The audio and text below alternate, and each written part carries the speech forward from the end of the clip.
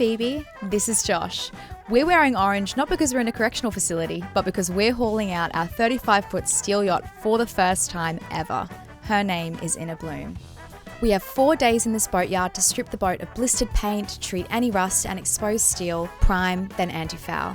We found our boat during the height of COVID, which meant that we couldn't cross the border into Queensland to see the boat before purchase. But we loved this boat and we saw so much potential in her, so we engaged a surveyor and put down a deposit sight unseen once the report came back clear. 2 weeks later, the same day the borders opened, we were in Mooloolaba to see our beautiful boat for the first time in the water. Josh and the previous boat owner Barry sailed the boat from Mooloolaba to Ballina, where she would remain until we sold our homely possessions and moved aboard 3 months later. She was a basic setup, and we quickly learned that there was a lot of work ahead of us. During the 2 years living aboard in the trawler harbour, our mind was completely set on cruising full time. We knew that to achieve this, we had to upgrade vital systems in the boat and develop and build a source of remote income so that we could sail full time. And this would mean sacrificing weekend sailing on the boat. Anyone that's lived on a boat would know that during upgrades or refits, it's like camping on water. The boat hardly left the harbour and there was no pump out facilities for black water anywhere in Ballina. We weren't going to sea often enough to pump our black water tank, and we certainly weren't going to contribute to the already struggling Richmond Tweed River's pollution problem, so we removed the black water tank. This meant no functioning head at all, but luckily our local public toilets was a short dash away, sometimes a touch too long for desperate hearts, which was tragic, especially because we didn't have a washing machine on board.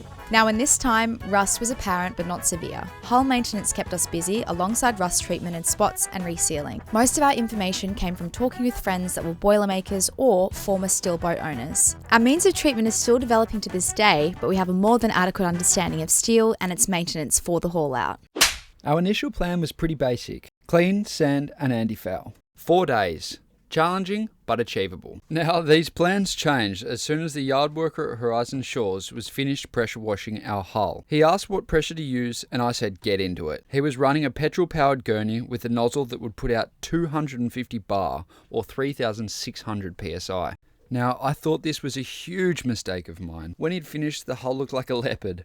All the small blisters that had popped left primer and steel exposed everywhere. This actually worked in our favour, as although there was about 3 extra days of work required to get the hull sealed up, it had exposed all the areas that really did need attention. Rather than me having to go and find them all with a paint scraper, they were out in the open. Now a critical thinker would ask, why were there so many blisters? There are a few potential reasons for this, which I suspect is from our time in the harbour, being surrounded by neglected boats that were suffering from extreme electrolysis. To prep the hull, I used a 40 to 80 grit flappy disc and a wire wheel on a 240 volt grinder. The battery grinder just wasn't up for the task.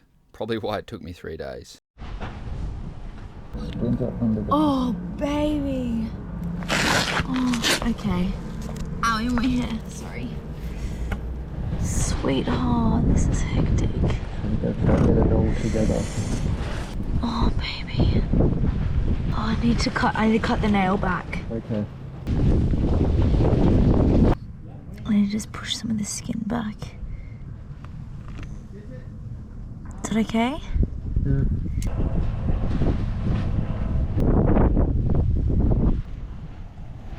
4 hours later.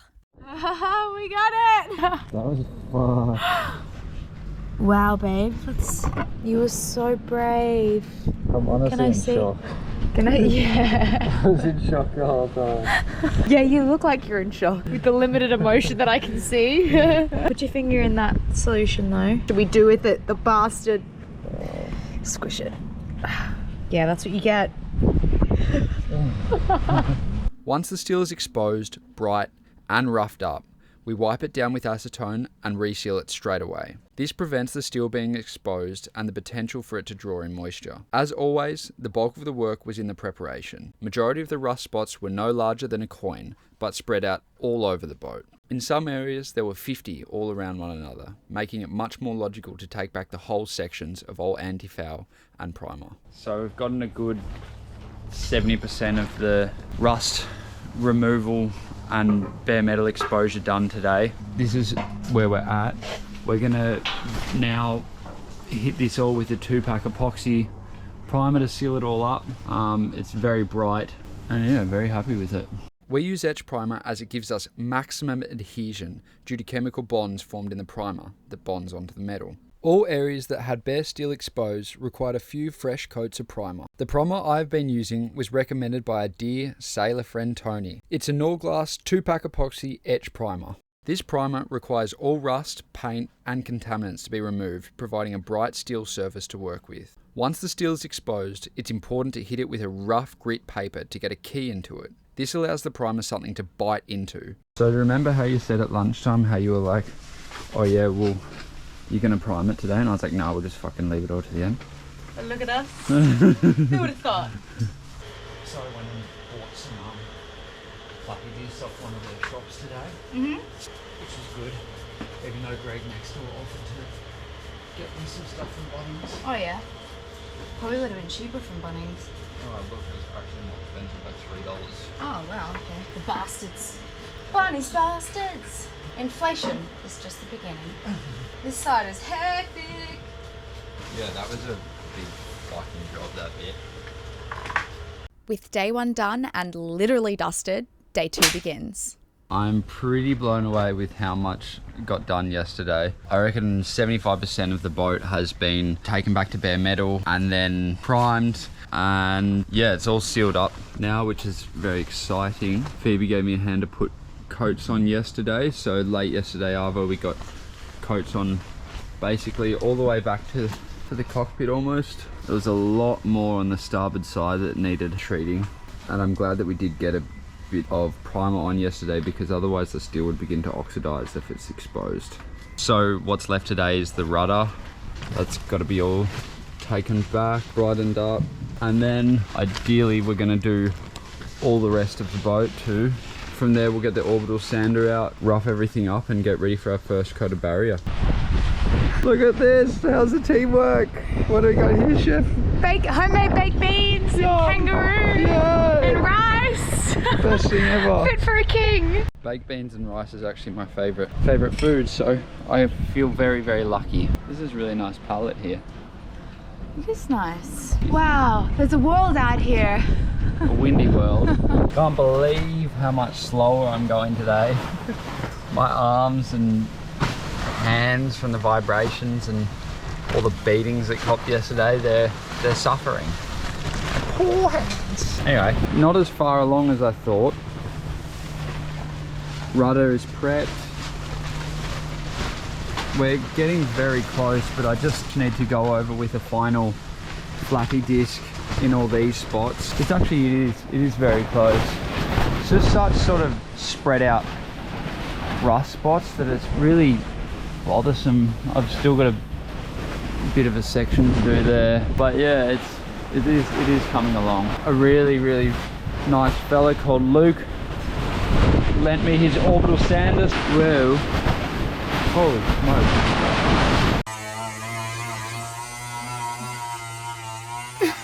Trying to edit and record voiceovers in the short intervals of silence was challenging, but not as challenging as the steelwork going on down there. Sorry babe, love ya. The random orbital sander is used to feather the edge of the work area.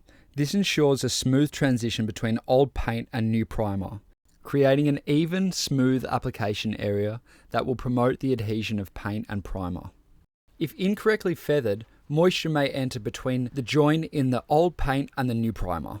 Now, it's hard to know where to start in a project this large. If I had done it again, rather than just jumping straight in, I would have worked along the chimes, the section running forward to aft where the two plates of steel meet each other. I was flogged at the beginning of today. I think I really wore myself out yesterday. We got there. It's 5 o'clock, just about to do acetone, and then we'll give it a layer of primer over this exposed steel. And then we can do our second and probably third coat of primer tomorrow and be done with the steel work, which is relieving, very relieving, hard work, but glad we're here now. Now, if I was to go back and do this work all over again, I wouldn't.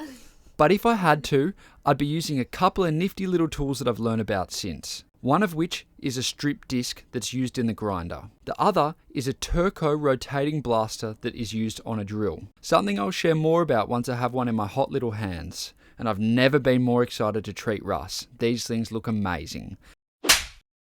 We're watching a YouTube video right now of how to apply a Kiwi grip, And you're right. You're probably thinking, haven't you already done that? Yeah, we have. Yes, we have. And clever old me thought, oh, I've already got a napped roller. I won't buy it when I bought the new Kiwi Grip product. And then even on the phone, she said, do you want a roller with that? I said, no, I've got one. Roller would have been like $17. Product was $360, and now most of the product that's on the deck priceless. is useless. It just didn't work well. So this is the With trial hair like and that, error you shouldn't we've have to had on pay the for boat. anything. Oh, at least you got a cacao. Hey, cheers. Yeah, cheers. Oh, yeah. Just to pissing money down the drain. So you're looking at that because we're probably going to reapply the Kiwi Grip on the port and starboard side. We've got half a tin, so I think, like, I don't even know if you can just go straight over the top with this product, but if they I might even buy another one, but we have to apply more Kiwi It's so Grip. slippery. Like, at least in all the aft section, and then one runway on the port and starboard side as you go up to the bow. I don't think the bow is so bad. No. But in front of the mast as well. So I don't know whether we'll have enough. The cockpit's not bad. The boat is in absolute disarray at the moment. This is where Sonia's been hanging out. I'll need to put a hot water bottle on. It's actually freezing here. I've got a cheese bag. I made some cashew cheese yesterday because we're getting very snacky and we're running out of food quite quickly. So we're on rations at the moment. I woke up so excited this morning because I thought that I would be down there where the action is to help Josh out. But alas, I'm here with Sonia and editing our videos, and I'm making breakfast and lunch and all of that because he's still got a little bit of sanding to do. And they got one orbital sander. I mean, I would love to do the sanding, but I also have little arms. Apparently it's hard work, all the vibrations and everything, and I also can't reach, so maybe I'm making excuses, but I'm excited to paint those. So once he's finished the sanding, he's actually sanding the parts of the hull that didn't need to get primed and repainted because it didn't blister. So he's prepping those surfaces. Once he's done that, then we'll go through and do our second coat of primer, and then in 12 hours we'll do our third coat, and then after that we can actually get started on our anti-foul, which is so exciting. We are kind of stoked to have a little bit more time than expected here at the boatyard. We were supposed to get hauled out today actually, but we won't be hauled out until Thursday now just because that's the way that the scheduling's gone. So we are on a wait list, so we're still going to hustle as if we were supposed to be out by today, but it does give us a little bit of extra time while the boat is out to check all the through-hole fittings, all of the other systems that we wouldn't get to check under the waterline before we put the boat back in the water. We're making the best of it. We are like enjoying it a little bit, but this is a very hectic environment, very industrial, very masculine. You know, we've just come from Southport where we had crystal clear water, surf, dugongs, dolphins, jellyfish, butterflies, children laughing. Whereas yesterday we're having lunch together and I looked down and there's a dead baby bird, and then I also found another bird that was dead, but it was actually just the wing of a bird, so I assume it's dead. And then I saw a squash butterfly. Like it's quite mortifying out there. It was quite like a dramatic transition from where we were to where we are now. So we're really excited just to hustle hard and get out of here as soon as possible. So yeah, we're grateful for this time away because it's helped us recalibrate our gratitude a little bit. Once there were 3 coats of primer on the exposed steel, it was time to prep the rest of the boat. I went over it with an orbital sander and a 120 grit sanding pad. We then washed the boat down for the final time and got ready to apply our Jotum barrier coat. We were laying in bed for the first time the other night. We realised that it's the first time we've ever slept in the boat without the sound of the water on the hull and the stability of the boat rocking. And it just feels so Unnatural? weird being up on stilts and being so disconnected from the water, and how cold it makes the boat in the morning because the water keeps the boat so warm. So let's get out of here. It's as cold as what it was when we were living in Byron, in that big concrete warehouse. I love how we're just having a morning conversation with a bag of cheese just hanging there. It's like someone that takes up an extra leg, like an extra arm room in the plane. Yeah, it limits. It's like I'm eating right here and the cheese is right there. It's like I don't want you there. Put it away. Worst thing is if I push it, it just equal an opposite reaction back towards me. So it's like being a woman. I'll let you try and work that one out. Primer day. Last coat, third coat of primer, and we're out of primer. Bit of a bummer, to be honest. There's a few places that haven't had enough coats, but anyway, we make do with what we've got.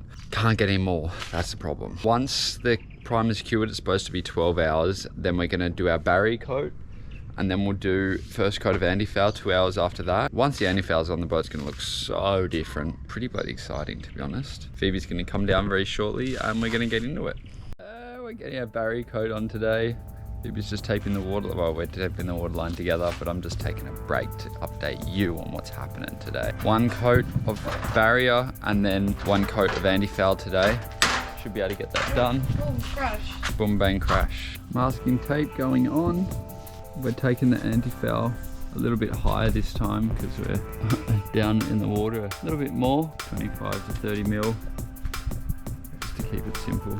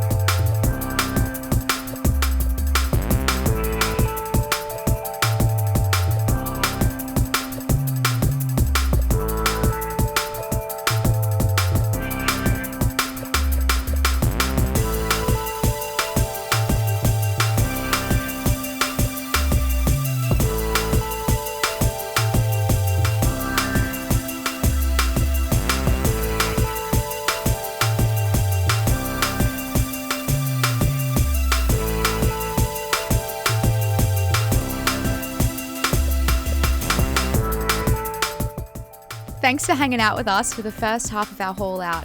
We're super keen to hear about your experiences if you've also hauled out, or if you have any feedback or tips that you have for the next one. We'll see you soon. Bye!